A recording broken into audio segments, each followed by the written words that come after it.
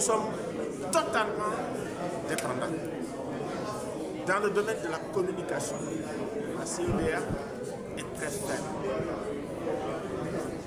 Dans un contexte de guerre cognitive et de guerre de la communication qui a déjà provoqué la dislocation de la CEDEAO, il faut que la CEDEAO reprenne en main sa communication.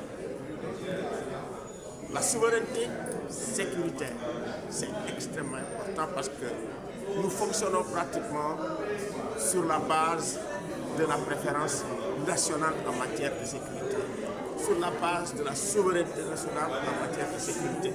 Or, la crise, elle est régionale.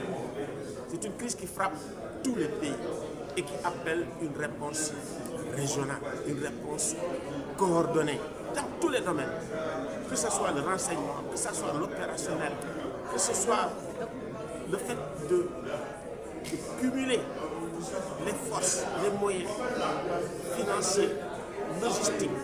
C'est extrêmement important. Et de ce point de vue, on a proposé effectivement qu'il y ait une conférence des ministres de la Défense et de la Sécurité. Pas seulement au sein de la CEDEAO, mais le faire aussi avec l'AES. Parce que quand même, c'est une crise globale. Et de ce point de vue, puisque nous avons de bons rapports avec l'AES, c'est possible. Mais également l'intégration économique et monétaire, la liberté d'entreprendre, la circulation des biens et des personnes avec trop d'obstacles, surtout aux frontières. Des frontières, il ne faut pas quand même l'oublier, c'est ces frontières que nous avons héritées vraiment du Congrès de Berlin, qui ont été tracées par d'autres. Et nous avons dit, ce sont des frontières intangibles.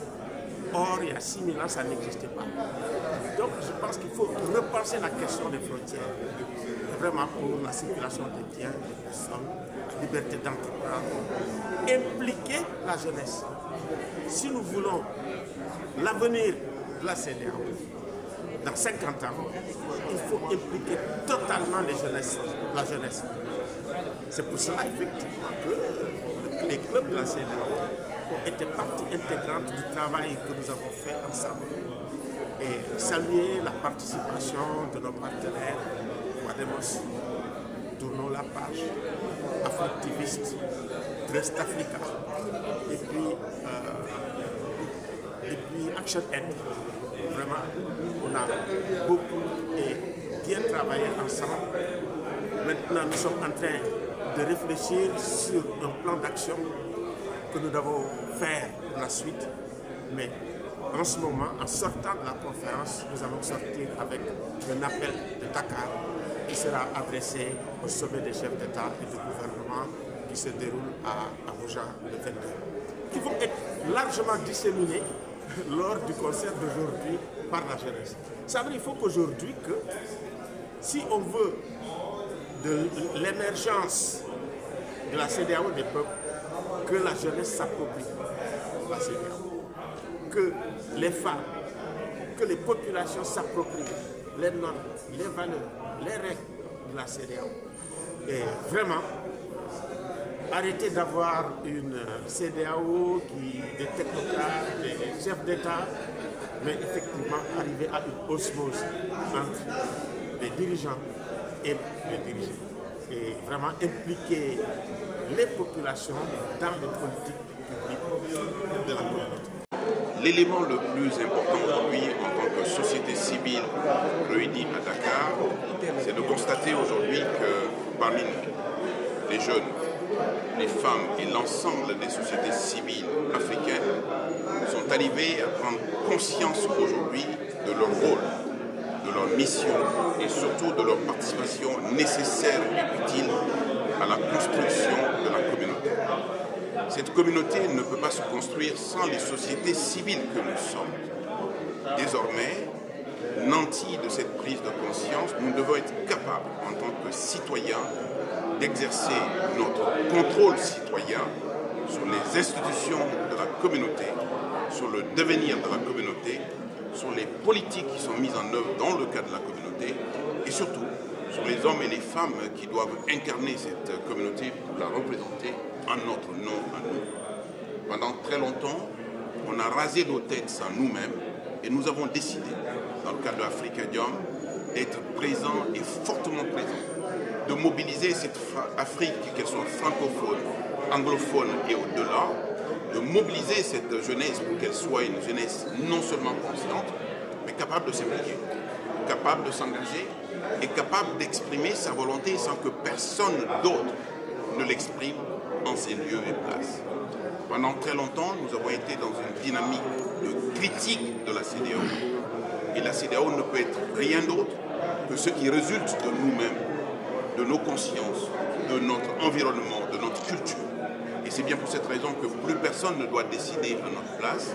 Ces chefs d'État qui engagent la CEDEAO ne l'engagent qu'au nom et pour le compte des sociétés que nous sommes, des sociétés de culture, des sociétés civiles, des sociétés citoyennes.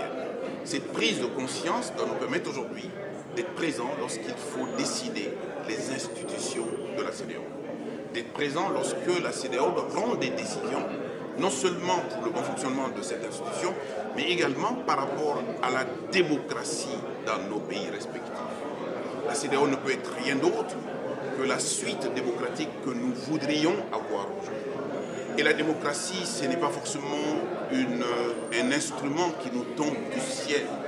C'est un instrument qui permet de renforcer davantage l'égalité entre les citoyens. Et vous savez que nous sommes des sociétés pas toujours égalitaires.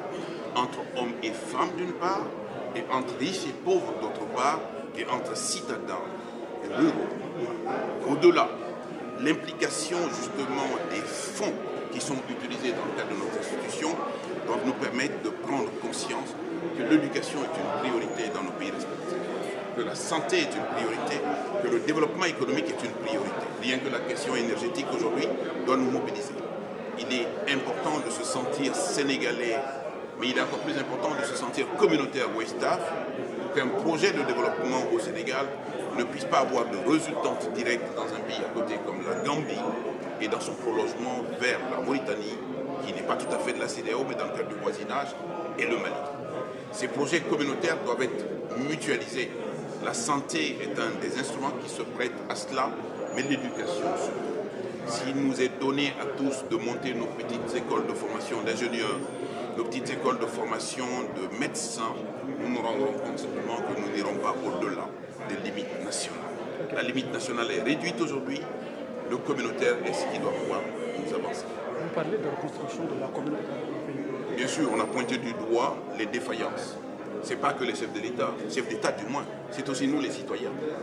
Pendant très longtemps, notre seule implication dans le cadre de la CEDEAO a consisté à critiquer la CEDEAO. Bien évidemment, nul être humain, fût-il la CEDEAO, n'est pas sans reproche.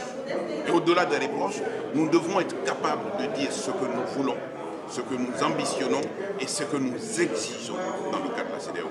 On a passé la critique, on est maintenant dans la construction, et dans le cadre de la réunion de ces 3 jours d'Africadium, on n'a pas été que critique, on a été aussi très très constructif, et les recommandations vous permettront sans doute de prendre conscience. D'abord l'unité, ensuite la solidarité. Bien évidemment, 3 États qui décident de se défaire de la CEDEAO, en soi, ce n'est pas quelque chose de positif, c'est plutôt négatif. Mais notre défi à nous, c'est d'aller à la conquête de ces 3 États, de les convaincre que leur place n'est pas à 3, leur place est à 15 et au-delà. C'est ça le défi majeur de la CEDEAO. La question sécuritaire qui frappe plus particulièrement ces 3 États est une question qui doit nous mobiliser davantage. Quand le Mali réussit aujourd'hui à juguler le terrorisme, pour autant, il n'est pas plus avancé parce que le Mali ne peut pas se protéger sans que le Niger soit protégé, sans que le Burkina soit protégé. Et quand le Mali est en danger, le Sénégal peut ignorer le danger qui frappe le Mali, mais pas pour longtemps, parce que ce danger guette également le Sénégal. Notre défi, justement, c'est d'aller à la conquête de nos frères et sœurs, non pas leur dire qu'ils se sont trompés, mais leur dire simplement que leur place